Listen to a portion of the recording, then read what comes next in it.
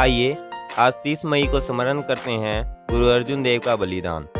हिंदू धर्म और भारत की रक्षा के लिए यूं तो अनेक वीरों एवं महान आत्माओं ने अपने प्राण अर्पण किए हैं, पर उनमें भी सिख गुरुओं का बलिदान का उदाहरण मिलना कठिन है। पांचवें गुरु श्री अर्जुन देव जी ने जिस प्रकार आत्मर्पण किया, उससे हिंदू समाज में अतीव जागृति का संचार हुआ। अगर आपने अभी तक हमारे चैनल को सब्सक्राइब नहीं किया है तो कृपया इसे सब्सक्राइब अवश्य कर लें, जिससे कि आपको प्रतिदिन इसी प्रकार की अच्छी जानकारी मिलती रहे। सिख पंथ का प्रादुर्भाव गुरु नानक देव द्वारा हुआ। उनके बाद यह धारा गुरु अंगद देव, गुरु अमरदास से होते चौथे गुरु रामदास जी तक पहुंची।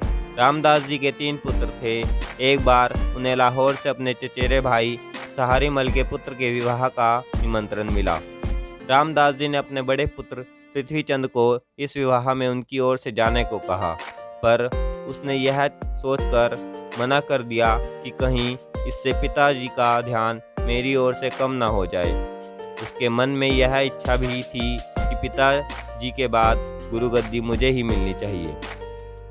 इसके बाद गुरु रामदास जी ने दूसरे पुत्र महादेव को कहा, पर उसने भी यह कहकर मना कर दिया कि मेरा किसी से वास्ता नहीं है। इसके बाद रामदास जी ने अपने छोटे पुत्र अर्जुन देव से उस विवाह में शामिल होने को कहा। पिता की आज्ञा शिरोधार्य कर अर्जुन देव जी तुरंत लाहौर जाने को तैयार हो गए।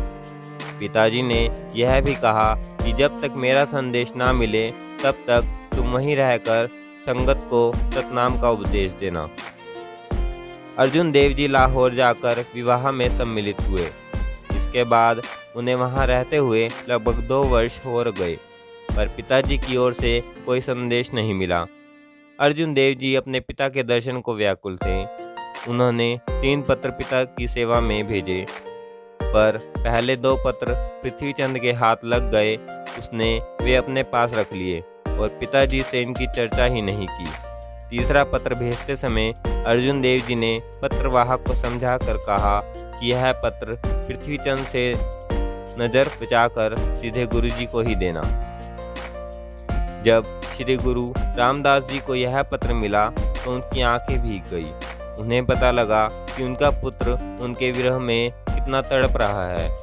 उन्होंने तुरंत संदेश भेजकर अर्जुन देव जी को बुला लिया।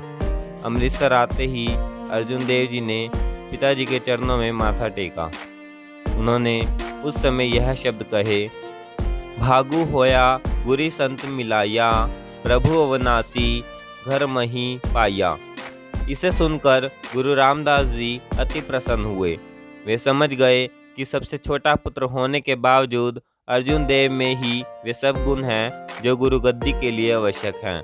उन्होंने भाई बुद्धा, भाई गुरुदास जी आदि वरिष्ठ जनों से परामर्श कर भादो सुदी 1 विक्रमी संवत 1638 को उन्हें गुरु गद्दी सौंप दी। उन दिनों भारत में मुगल शासक अपने साम्राज्य का विस्तार कर रहे थे। वे पंजाब से होकर ही भारत में घुसते थे, इसलिए सिख गुरुओं का संघर्ष का मार्ग अपनाना पड़ा। गुरु अर्जुन देव जी को एक अनावश्यक विवाद में फंसाकर बादशाह जागीर ने लाहौर बुलाकर गिरफ्तार कर लिया। इसके बाद उन्हें गरम तवे पर बिठाकर ऊपर से गरम रेत डाली गई। इस प्रकार अत्यंत कष्ट झेलते हुए उनका प्राणार्थ हुआ। बलिदानियों के शिरोमणि गुरु अर्जुन देव जी का जन्म 15 अप्रैल 1556 को तथा बलिदान 30 मई 1606 को हुआ। भारत माता की जय।